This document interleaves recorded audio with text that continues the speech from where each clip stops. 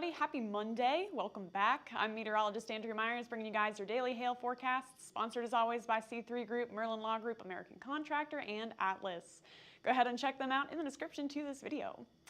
So yeah, welcome back. It's going to be a quiet start to the week this week. We don't have a ton going on today, but it's actually going to be a pretty busy few days ahead of us. We have two storm systems moving through. Both could bring severe weather throughout the week. So we've got a risk for you guys for tomorrow, and then another one that could potentially be more intense into the middle and later part of the week. So we're going to cover it all here in a second. But before we get to that, come see us at our 2023 hail forecast, guys. If you haven't registered, I believe the link to that is still open, and I will drop it in the description to this video, as well as it's on our Instagram highlights, so go check us out there. But if you want to register, we're going to be in Denton, Texas at the Embassy Suites Denton Convention Center. You're going to hear speakers like Derek, myself, and then also going to hear our 2023 hail forecast. It's going to talk about what your severe weather risks are going to look like and where, talking about the when, how intense it's going to be. It's our most anticipated forecast event of the year, so we're excited to see you guys there February 23rd. So now getting into our weather for today. We don't have, like I said, a ton to talk about right now. The only real risk is going to come from the central plains, and that's going to be really into tomorrow. Got a lot of clear air out in that area right now, and so we're just pretty much waiting out that system to move through. It's going to feel really nice if you guys are most anywhere right now. 50 degrees in Kansas City, 71 in Houston, 70 in Miami as well. So starting to see spring weather returning back to the U.S. today and into later this week. And we're moving closer and closer to that time of year. So we're going to see what we can get. Today, not a ton, but later tonight, we're going to see the system starting to pass through Oklahoma, mostly just bringing some heavy rain. And then once it moves up into Kansas City, we could see the back part of it potentially produce some severe weather. So here's what that system looks like tracking up through the area into today and tonight. We've got that trough shifting off eastward into the Mississippi Valley with the cold front out ahead of it. Then once that one moves through, we're going to get another one swinging in behind it. Now, this one does still have that tilt where it kind of goes from northeast to southwest. We like it the other way, kind of a C shape, to produce any significant severe weather like we would see in the spring. But we're getting warmer and warmer out there. We're getting more and more unstable. So even with systems like this, we can start to see severe weather, and that's what we'll get into Wednesday.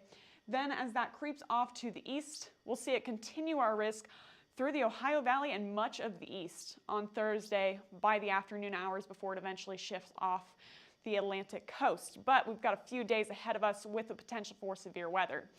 There goes that first front, and we're going to see some cold air moving up into the Missouri-Kansas area tomorrow. But by Wednesday, we'll see the second and more intense system passing through. So there goes that first low passing up to the northeast. Then the second one's going to start tracking through, and we'll see that cold front sweeping across the Mississippi Valley associated with that, and then across the east on Thursday as well with the potential for severe weather. So for dew points, it's going to look pretty similar to that cold front setup, right? We got a pretty sharp dry line here by Tuesday, but all of that severe weather is probably going to stay up to the north because that's where we've got a little pocket of instability that could produce some storms. So that cold front and dry line, not going to matter too much on Tuesday, but then on Wednesday, we get a second chance of it. There we are by 6 p.m. with another dry line setting up through west central Texas. So Dallas, this is going to be pretty critical for you guys if storms can form. It needs to stay to your west so those can form and then track over you guys. A lot of the times we see them form off to the east and then continue moving east, and so you kind of get skipped. So we're watching this dry line into Wednesday to see if it tracks over Dallas and we can get those storms.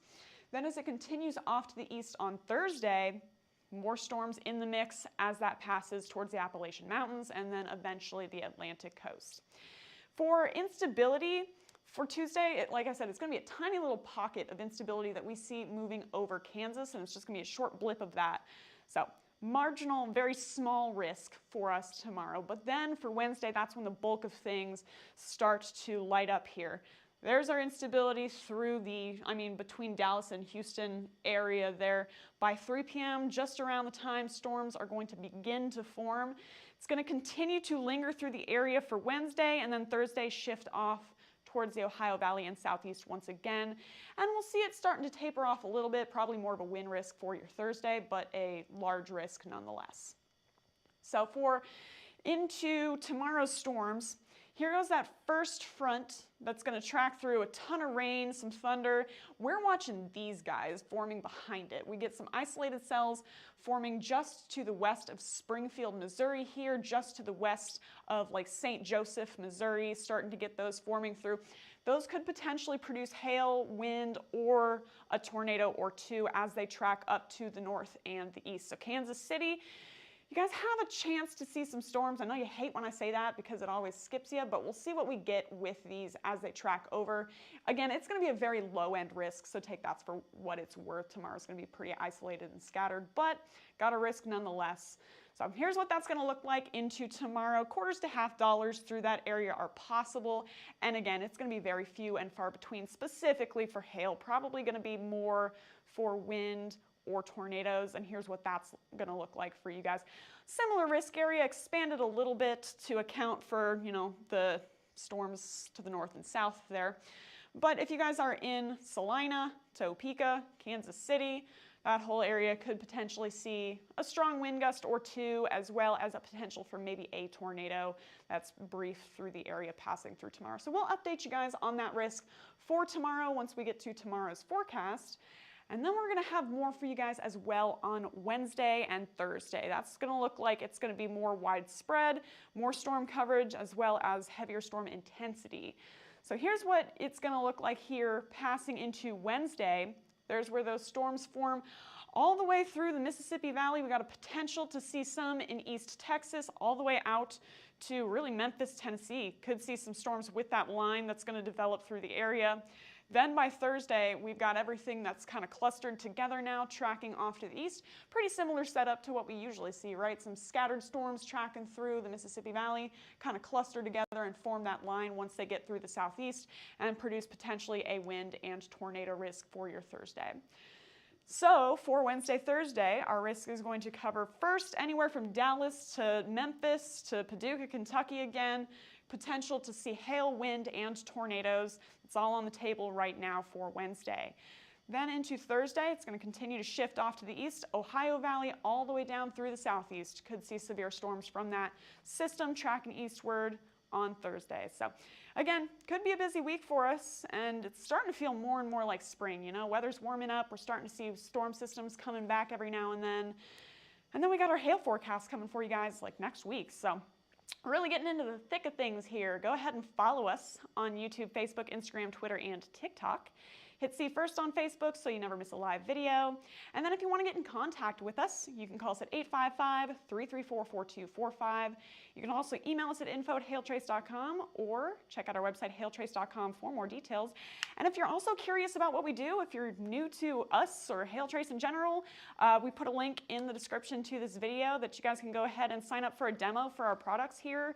And, you know, stay tuned to all of our maps and tracking of severe weather that our company is known for. So go ahead and click that link if you are interested in a demo or wanting to sign up. And we'll let you know what's going on with your severe weather risks into tomorrow as well as the rest of the week. But for now, I'm meteorologist Andrea Myers. Thanks for watching.